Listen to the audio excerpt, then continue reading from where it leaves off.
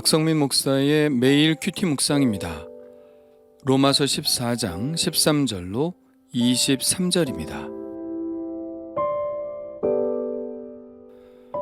그런즉 우리가 다시는 서로 비판하지 말고 도리어 부딪힐 것이나 거칠 것을 형제 앞에 두지 아니하도록 주의하라. 내가 주 예수 안에서 알고 확신하노니 무엇이든지 스스로 속된 것이 없으되 다만 속되게 여기는 그 사람에게는 속되니라. 만일 음식으로 말미암아 내 형제가 근심하게 되면 이는 내가 사랑으로 행하지 아니함이라.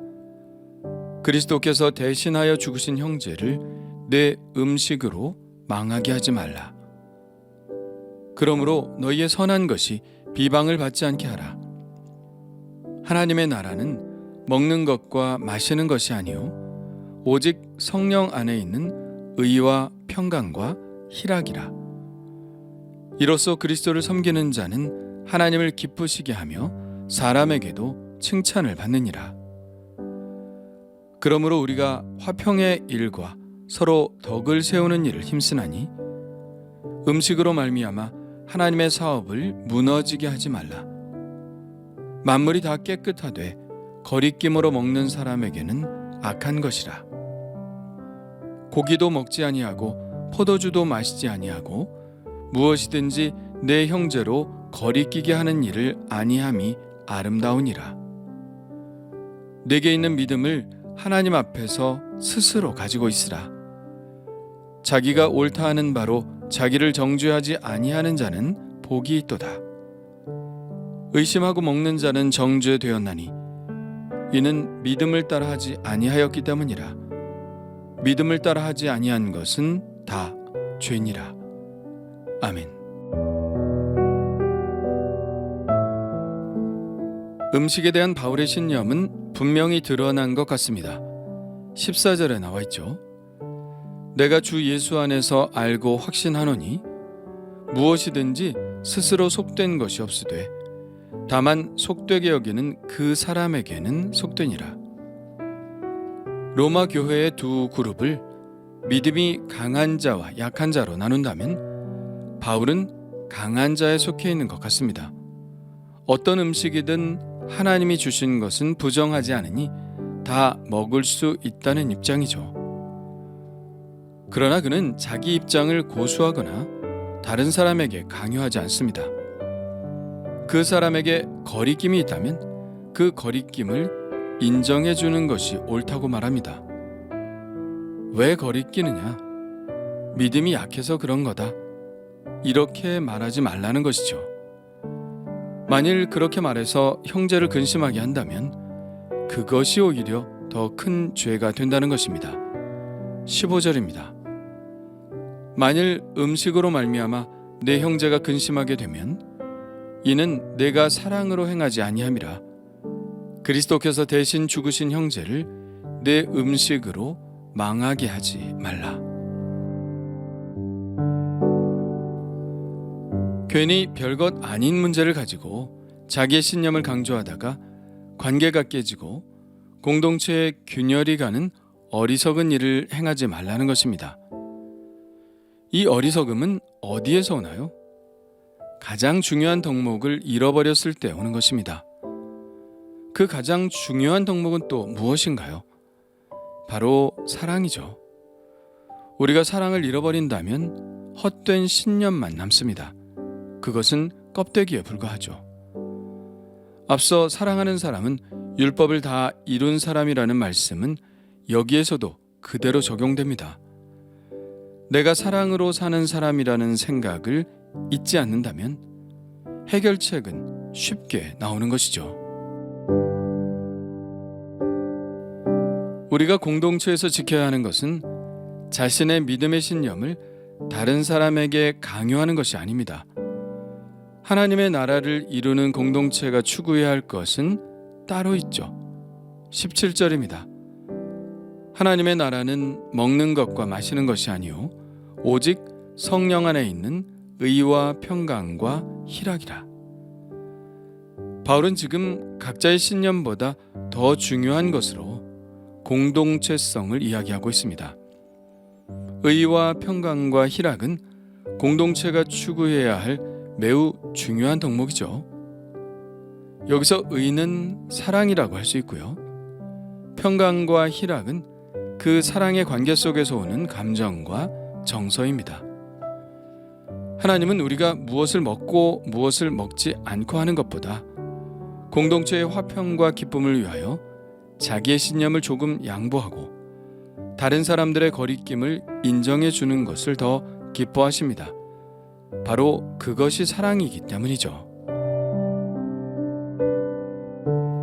사도 바울은 우리가 교회 공동체 안에서 어떻게 문제를 해결하고 문제를 해결하는 기준으로 무엇을 삼을 것인지를 잘 알려주고 있습니다.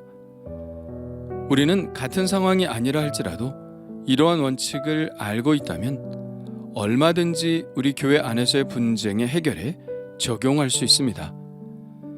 앞서 나온 의와 평강과 희락이 그것이죠. 내가 하는 이 일이 하나님의 교회의 사랑과 평강과 희락을 지키는 일인지 아닌지를 판단하는 것입니다. 그리고 또 하나의 기준이 있는데요. 그것은 바로 19절에 나오는 덕입니다. 그러므로 우리가 화평의 일과 서로 덕을 세우는 일을 힘쓰나니 아무리 옳은 일이라 할지라도 그것이 다른 사람에게 덕을 끼치지 않으면 그것은 공동체에 유익을 주지 못합니다. 고린도전서에서 바울이 한 말씀이 생각나는데요. 모든 것이 가하나 모든 것이 유익한 것이 아니요 모든 것이 가하나 모든 것이 덕을 세우는 것이 아니니. 그렇습니다. 우리는 혼자 사는 것이 아닙니다. 함께 살아갑니다. 내가 아무리 옳다 하더라도 그것이 다른 사람들에게 덕이 되지 않는다면 과감히 물러설 줄 알아야 합니다. 그것은 지는 것이 아니라 하나님의 말씀에 순종하는 행위입니다. 억울할 것도 없고 그것 때문에 나의 믿음이 잘못되는 것도 아닙니다. 다만 사랑의 마음으로 더 중요한 것을 추구하는 것일 뿐입니다. 21절 말씀, 무엇이든지 내 형제로 거리끼게 하는 일을 아니함이 아름다우니라는 말씀처럼 그 마음이 아름다운 마음이죠. 그렇다고 해서 나의 신념을 완전히 포기하고 버려버리라는 이야기는 아닙니다. 22절에 이런 말씀이 있습니다. 내게 있는 믿음을 하나님 앞에서 스스로 가지고 있으라. 이 말씀이 참 의미심장하죠. 나의 믿음의 신념으로 하는 일이 다른 사람의 양심을 거리끼게 하는 일이라면 그것을 다른 사람 앞에서 드러낼 필요가 없다는 것입니다. 그 믿음은 하나님 앞에서 가지고 있으면 되는 것입니다. 하나님은 나의 믿음을 아시고 나의 마음을 아십니다. 그리고 이런 말씀이 뒤이어 나오죠. 자기가 옳다 하는 바로 자기를 정죄하지 아니하는 자는 복이 있도다. 좀 어려운 말입니다. 한참을 생각해야 이해할 수 있는 말이죠. 이 말씀은 이런 뜻입니다.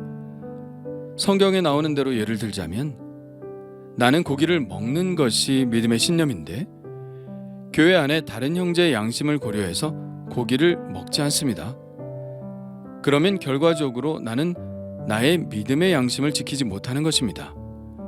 그것 때문에 자기 스스로를 정죄할 수도 있죠. 그러나 바울의 말은 그럴 필요가 없다는 것입니다.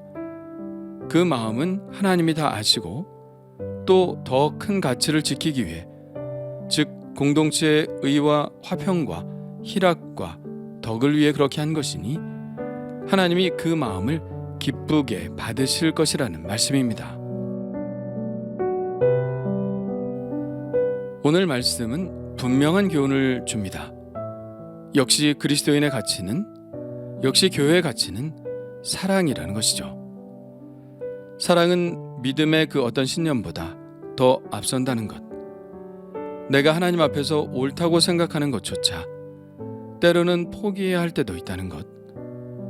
나의 신념도 중요하지만 사랑으로 다른 사람의 신념을 보호하려는 태도가 바로 믿음이 성숙한 자들이 보여야 하는 태도라는 것. 그것을 깨닫는 시간이었습니다. 주님 감사합니다. 주님께서 원하시는 성숙한 신앙인의 모습이 바로 이런 것임을 깨닫게 하여 주시니 감사합니다. 믿음이 연약한 자들을 인정하게 하여 주옵소서. 그들의 거리낌 그대로 인정하게 하시고 업신여기거나 무시하지 않게 하옵소서. 저도 그럴 때가 있었다는 것을 기억하게 하시고 함부로 남을 비판하거나 비난하지 않게 하옵소서. 지역적인 문제로 한 사람을 실족하게 한다거나 하나님의 사업을 망하게 하는 어리석은 일을 행하지 않게 하옵소서. 오직 공동체를 위해서 의와 화평과 희락 그리고 덕을 세우는 일에 최선을 다하게 하여 주옵소서. 예수님의 이름으로 기도합니다. 아멘.